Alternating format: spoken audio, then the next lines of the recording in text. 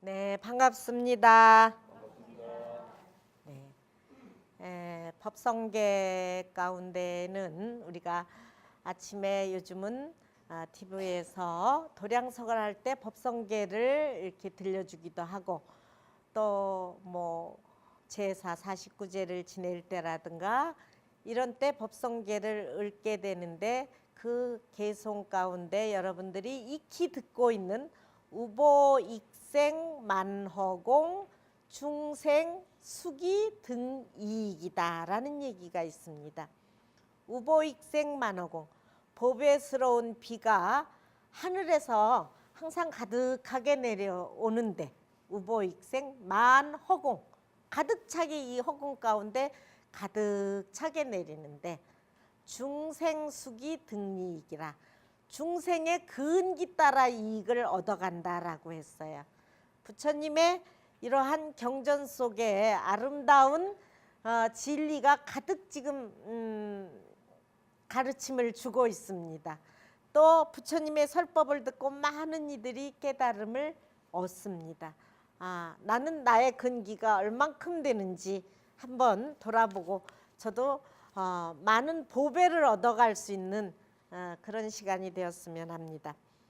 지난 시간 사리불과 목련존자의 이야기를 했습니다.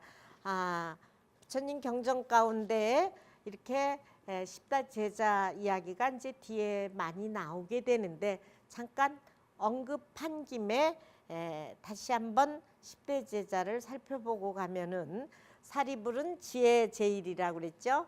부처님의 그러한 가르침, 또 아미타경이나 무량수경이나 많은 경전에서 사리불과의 대화 나오고, 목련존자는 우리가 여러분들이 잘 알고 있듯이 7월 백중 어머니를 천도한 그런 내용 때문에 목련존자 이야기 많이 들었습니다.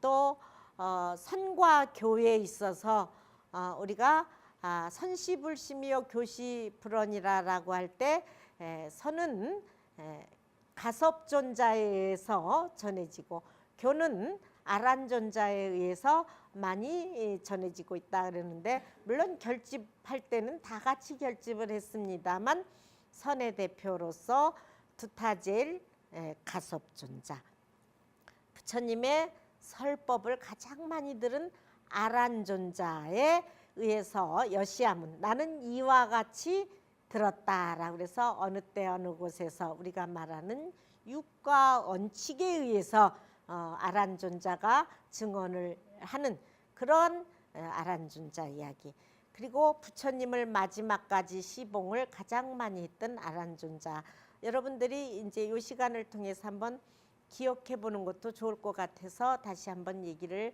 하는 겁니다.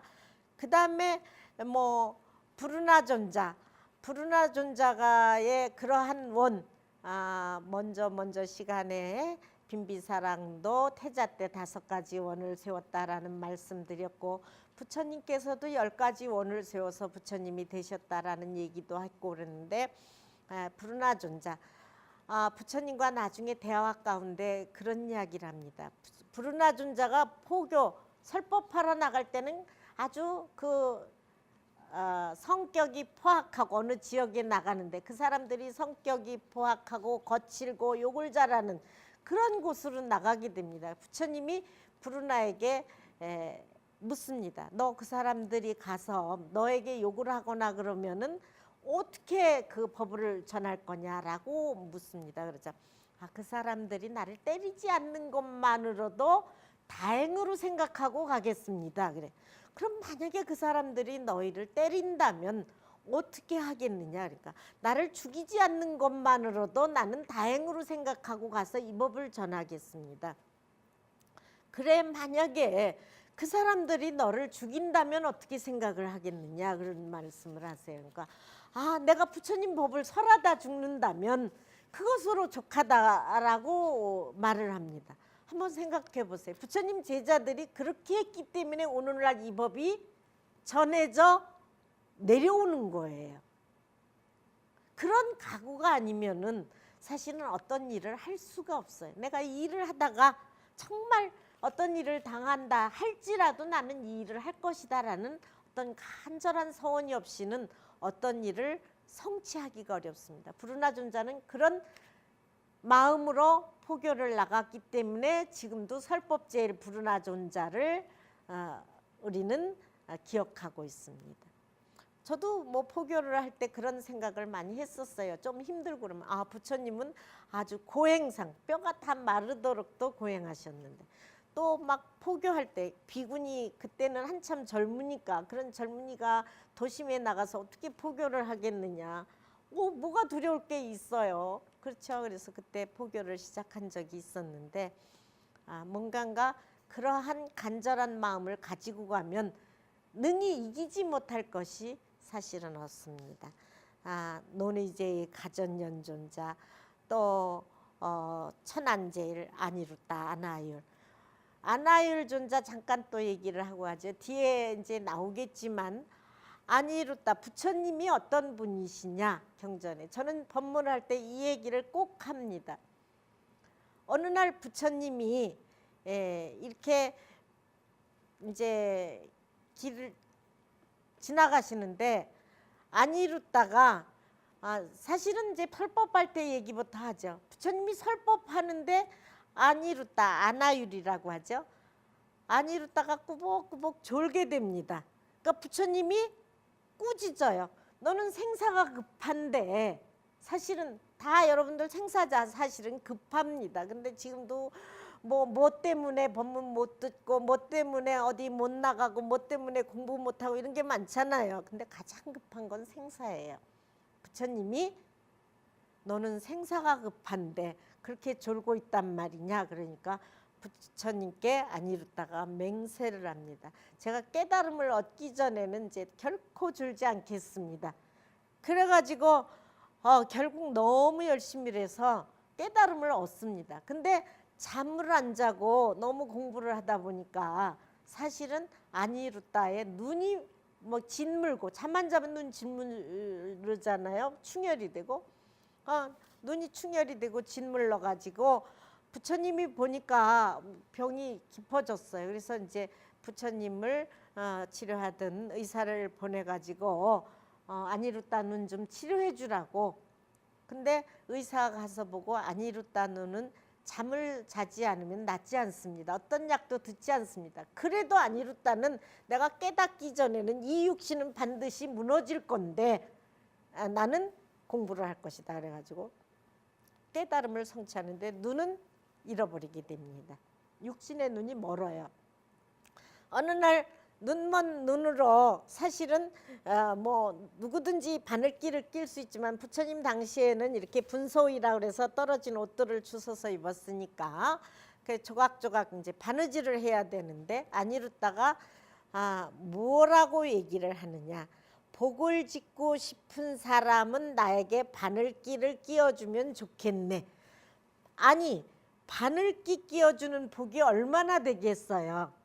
근데 아니루따가 누구 보고 이거 끼워주세요 해도 좀 다 될 수 있는 일인데 나는 이 대목이 너무나도 참 뭔가 굉장히 의미심장한 뜻을 전달하고 있는 거예요. 그렇게 복을 짓고 싶은 사람은 나에게 바늘귀를 끼워줬으면 좋겠네. 이렇게 말하는 아니루따나 부처님이 얼른 와서 바늘귀를 끼워주십니다. 부처님이 얼른 와서 바늘귀를 끼워주니까 아니루따가 묻습니다. 부처님께 여쭤요. 아니 부처님 같이 복이 많으신 분이 무슨 복을 또 지으시려고 이 바늘귀를 끼워주십니까? 그러니까는 복 없는 중생들이 많아서 내 복은 중생들과 나누기 위해서 나의 복 짓는 일은 끊임이 없나니라 이런 말씀을 하세요. 그 복으로 우리들이 지금 이렇게 부처님 설법을 듣고 이렇게 대웅전을 짓고 저는 그런다라고 해요. 부처님이 바늘귀를 껴주시면서 하시는 말씀이 복 없는 중생들에게 복을 나눠주기 위해서 내가 복 짓는 일은 하루도 쉼이 없다라고 그래요. 그와 같이 부처님께서는 정말 태자로서 출가를 하셨고 출가하셔서도 깨달음을 얻어서 충분히 안위하게 살아갈 수 있음에도 끝없는 발걸음을 옮기시면서 설법하셨고 나중에 이제 열반 대목에 나오지만 부처님은 거리에서 열반하시는 만큼 그렇게 하루도 쉬지 않고 설법하시고 하루도 많은 사람들의 이익을 위해서 발걸음을 옮기지 않은 적이 없습니다.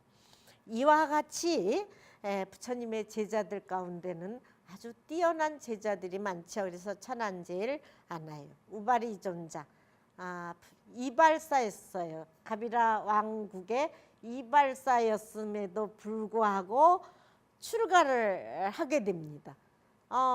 당시 지금도 인도는 사성제 계급이 있는데 당시 이발사가 출가를 해서 다들 그 사람에게 10대 제자가 될 만큼 자리를 해주시니까 다들 막 비난의 소리도 났지만은 라우라는 우바리존자는 계율에 철저하고 부처님의 결국 10대 제자가 돼서 나중에 결집할 때 부처님 경전을 결집할 때 계율에 대해서는 이 우바리존자가 전부 다 증언을 하게 됩니다. 나우라존자 부처님의 아들이었죠. 요 뒤에 이제 다시 한번 성전 읽다 보면 나우라존자의 출가가 나오게 되는데 조금 미리 얘기를 하고 가죠. 나우라존자는 밀행제일입니다. 부처님이 어느 날 이 나우라 자기 아들 아직 15살도 안 됐는데 12살밖에 안 된 나우라존자 고향에 갔다가 가비라성에 갔다가 머리를 깎아서 출가를 시킵니다. 그러니 아직 천방 아버지가 부처님이시고 아직 나이 어리고 쉽게 말하면 천방지축이죠. 부처님이 어느 날 나우라존자를 부르십니다. 라울라야, 가서 물을 떠오느라. 세숫대야 물을 떠오느라. 그래서 나우라존자가 물을 떠옵니다. 너 거기다가 발을 씻어라. 우리 세족이 부자이자 전에 설명을 했죠. 밖에 맨발로 다니니까 발을 항상 자리에 앉을 때는 발을 씻고 앉는단 말이에요. 그러니까 라우라야, 물을 떠오느라. 그래서 물을 떠오자 발을 씻어라. 발을 씻습니다. 그 물을 마시거라 그래요. 발 씻은 물을 마시거라니까 어떻게 마셔? 그러니까 나우라 대답이 이걸 더러워서 어떻게 마십니까? 그래 그 물이 처음부터 더러웠느냐? 처음부터 더러운 것은 아니었죠. 그렇죠? 그러니까 아닙니다. 이 물은 처음 깨끗했는데 제 발을 씻었기 때문에 더러운 물이 되었습니다. 그래 이거 더러워져서 마실 수 없게 되었지? 네, 그렇습니다. 그래 네가 본래 너 마음은 깨끗하고 착한데 네가 그렇게 나쁜 짓을 하고 다니거나 잘못된 일을 하고 다니면은 사람들이 너를 다 더러워서 싫어하고 가까이 하려 하지 않는다. 이 마치 더러워진 물을 버리듯이 너를 버리게 되나니라. 그래서 깨끗한 물을 잘 사람들이 마시고 좋아하듯이 너는 그러한 깨끗한 너의 성품을 지닐 수 있어야 되나니라. 이런 말씀을 하십니다. 그래서 나우라가 나중에는 뭐 남이 보거나 안 보거나 밀행제일 나우라 아니에요. 그래서 부처님의 10대 제자의 반열에 오르게 되죠. 아란존자, 부처님을 25년간 시봉을 하고 따라다니고 또 부처님의 사촌 야소다라 비의 동생이었기도 합니다. 그러한 아란존자, 너무나도 잘생기고 너무나도 예쁘고 그래서 마등가 그 능원경에 나오는 딸의 유혹을 받기도 했던 그런 아란존자, 부처님의 설법을 가장 많이 들었는데 그 아란존자가 들은 그 기억 때문에 오늘날의 경전이 이렇게 결집돼서 전해지고 있어요. 이렇게 다 특징적인 10대 제자가 있는데 나에게는 어떤 특징이 있는가? 여러분들이 내가 잘할 수 있는 것은 무엇이며 나는 어떤 것을 잘해갈 것인가? 이거 한번 생각하고 사실은 사리불존자와 목련존자 이야기를 하면서 10대 제자 설명을 같이 했습니다. 이렇게 10대 제자들이 부처님의 제자로서 다 출가를 하고 우뚝한 존재로서 다 아란과를 증득하게 되는데 이런 분들만 계신 게 아니라 부처님이 어느 때 그 사바티라는 그 성에서 들어가 밥을 이제 빌고 돌아 숲길에 앉았을 때인데 사람들이 이제 이렇게 숲길로 나아가는데 막 말립니다. 뭐라고 그러느냐? 사람들이 만류하면서 부처님 그 길로 가시면 안 됩니다. 그 길에는 앙굴리마라라는 무서운 살인자가 있어 닥치는 대로 사람을 죽입니다. 사람을 죽인 다음 손가락을 잘라 목걸이를 만들어 걸고 다닙니다. 제발 그 길로 가지 마십시오. 이렇게 해서 당시에 앙굴리마라라는 아주 살인자를 기의시킵니다. 한번 생각해 보세요. 우리 만나기도 두렵고 그런데 앙굴리마라라고 우리 기원정사 갔을 때 앙굴리마라가 같이 있던 곳 가봐 주셨죠? 그러니까 그 앙굴리마라가 사람을 죽여서 손가락을 끼워가지고 목걸이를 만들게 됩니다. 부처님은 이렇게 말씀하십니다. 내게는 두려움이라는 것은 없어. 그래가지고 그 길로 가서 앙굴리마라를 만나게 되는데 앙굴리마라를 이제 부처님이 걸어가시니까 앙굴리마라가 부처님을 따라오려고 그러는데 암만 뛰어도 부처님을 따라갈 수가 없는 거예요.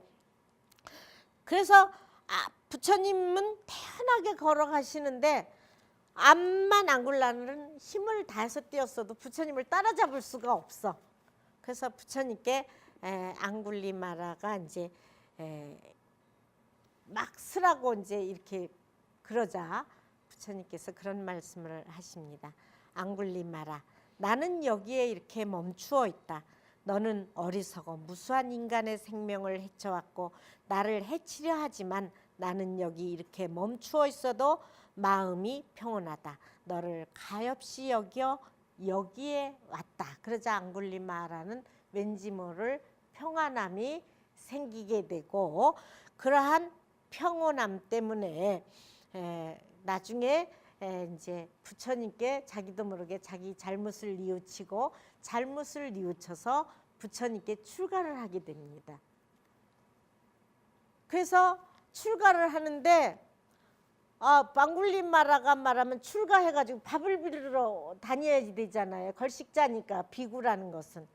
근데 그 마을에 이 앙굴리마라가 출가를 해서 밥을 빌으러 가자 임신한 산모가 너무 무서워서 아기를 못 낳습니다. 이게 꼼짝 못하고 말하자면은 출산을 해야지 되는데 그래가지고 앙굴리마라가 와서 그런 얘기를 합니다. 사실은 저 때문에 출산을 못하게 되었다 그랬더니 부처님께서 앙굴리마라에게 당부를 하십니다. 이런 앙굴리마라, 너는 곧 그 집에 가서 여인에게 나는 이 세상에 난 뒤로 아직 산 목숨을 죽인 일이 없습니다. 이 말이 사실이라면 당신은 편안히 해산할 것입니다. 이렇게 가서 얘기를 하란 말이에요. 우리가 생각해도 지금까지 사람을 죽였는데 어떻게 그런 말을 할 수 있습니까? 이렇게 이제 앙굴리마라가 질문을 하죠. 그러니까 네가 살생하면서 산 세월은 이미 전생이니라. 금생에 내가 출가한 뒤로부터는 한 번도 사람을 해친 일이 없기 때문에 지금 이 순간부터가 중요한 거죠. 그래서 그 말을 믿고 가서 편안히 하니까 벌써 마음이 그렇게 먹어지자 이 얼굴에는 편안함이 감돌게 되는 거예요. 우리 얼굴과 우리 말은 내 마음을 어떻게 쓰느냐에 따라서 그런 작용을 해요. 내가 이미 자비로운 마음을 갖게 되면 내 얼굴에서는 자비로움이 나타나고 내가 이미 자비로운 말을 하게 되면 내 얼굴, 내 온몸에서 자비로움이 묻어나오게 돼요. 알 수 있잖아요. 우리 화내봐봐요. 내 온몸에서 화기가 나타나고 있어요. 내가 뭔가 사랑스러운 마음을 내게 되면 내 온몸에서부터 사랑이 묻어나오게 되어 있어요. 앙굴리마라가 부처님의 그 말씀을 듣고 가서 그 여인에게 그대로 말하자 무사히 해산을 하게 됩니다. 다음 시간에 또 앙굴리마라 조금 더 얘기를 하겠습니다만 앙굴리마라는 그렇게 해서 출가를 하고 많은 사람들이 앙굴리마라를 비난하고 막 돌을 던지고 했지만은 앙굴리마라는 그걸 다 받아들입니다. 자기가 사람까지 죽였는데, 그래서 그 비난과 뭐라고 해도 거기에 원망과 이러한 것을 하나 갖지 않고 그 비난을 다 받아들임으로 해서 오늘날 그 업을 다 씻고 오늘날의 앙굴리마라는 우리들 입에서 이렇게 살인자에서 출가 비구로서의 변화를 가져오게 됩니다. 그래서 우리 어제까지의 잘못은 이미 전생이에요. 오늘 우리가 어떠한 일을 하느냐, 이게 굉장히 중요합니다. 자, 오늘부터 또 새로운 정진, 새로운 원력을 가지고 끊임없이 정진하는 그러한 마음을 내시기 바랍니다. 성불하십시오.